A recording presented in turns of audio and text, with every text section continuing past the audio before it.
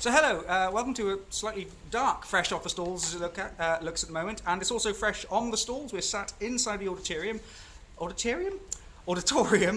the new Hope Theatre, which is a new theatre space that's been opened up by the King's Head Theatre, but above the Hope and Anchor pub. So their inaugural performance is, I'd say, a brand new Joe Orton, but we'll explain a bit more what I mean. Yeah. It's actually not brand new at all. It's very, very old. In that it is. So this new, really found piece of Joe Orton is going on here, and it's being directed by Mary, whose last name I can't remember. Is Franklin. Franklin. Why can't I remember that? So, and then Jordan, who's also the sound designer here. He's also an actor. And an actor in the play, I'm told. So I think, Mary, my first question for you is, like, why this piece that was first published in 2001 after it was found amongst its papers? Why have you decided to be the first professional production of this in the world? Because we were the first people the estate agreed to give the rights to. I think very simply. That's quite succinct. I was hoping for a bit more of that. There you go. That is literally the answer. I'm amazed that it hasn't really been tried to have been done before, because it's great. It's a great piece. But yeah, I think the estate just wanted it done now and trusted us. So what do you see in it, in your thoughts, about how do you think this compares to the rest of Joe Orton's work, especially more of his famous things like Loot, What the Butler Saw, etc.? Well, it's different, but it's also it's a first play by a young playwright, and you can sense him exploring all these things which he's going to develop later. So there's much more, in a way it's messier than the other ones, but it's also got much more in it, in a way. So there's sort of, he just thinks like, hey, I want to put this in, and he does. It's very playful, and you can tell he's having a great time writing it. It's kind of him sharpening his teeth for what he's going to do later.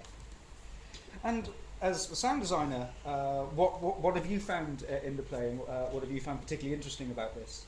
Well, I mean, there's this running theme of a play within a play in this piece, and it's kind of gave us the opportunity to get, like, you know, I explore things like a bit of Foley, kind of like live sound and things like that, and it's set in kind of, you know, the late 50s, so we have music that's kind of indicative of the time as well, but there's also something very very dreamy and very otherworldly about the piece. So as much as I wanted to provide things that are quite familiar to the audience, like you know, Foley and things like you get in a radio drama, and things that are quite theatrical, and things of the time like 50s music, or even like skiffle music. We have like a skiffle act in the halftime, but then also just with a kind of a twist on them to make it kind of seem quite almost dreamy and otherworldly in a way. So it's got quite a surreal element to it, sound wise.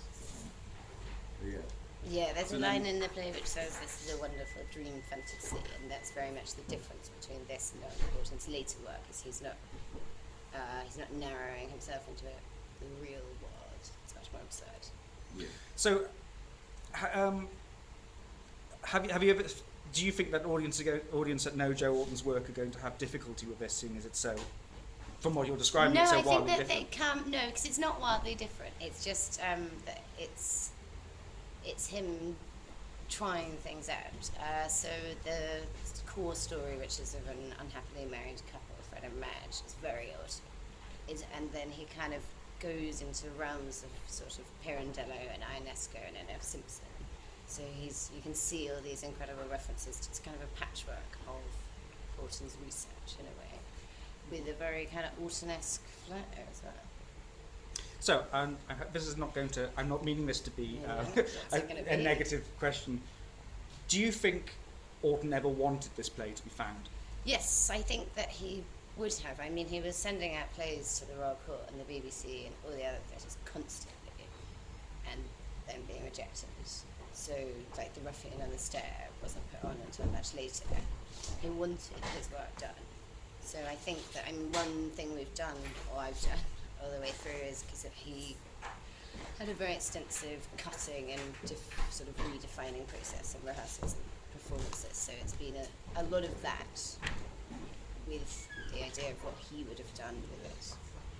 So no, I think he would be pleased. I think he would really like our production. Yeah, well, his sister really likes it, which is great. Yes, well, I'm hoping I like it too, because I hope you do.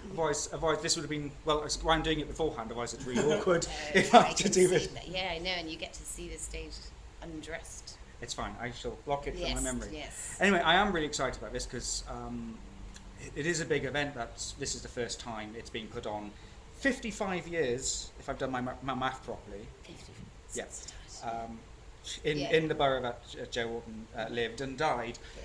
So I'm really looking forward to it. Also looking forward to your music and see what you can bring to it. And I'm terribly sorry, I've just spoken to you once throughout the entire thing. But thank you for sitting in the back and Smiling. and smiling and looking lovely. But yes, thank you very much, Mary and Jordan, for your time. Really looking forward to it this evening. I'll be doing a Fresh Up Stalls as always, straight after, and try to get that up as soon as possible, followed by a full review afterwards. So thank you very much for watching, and I'll see you soon.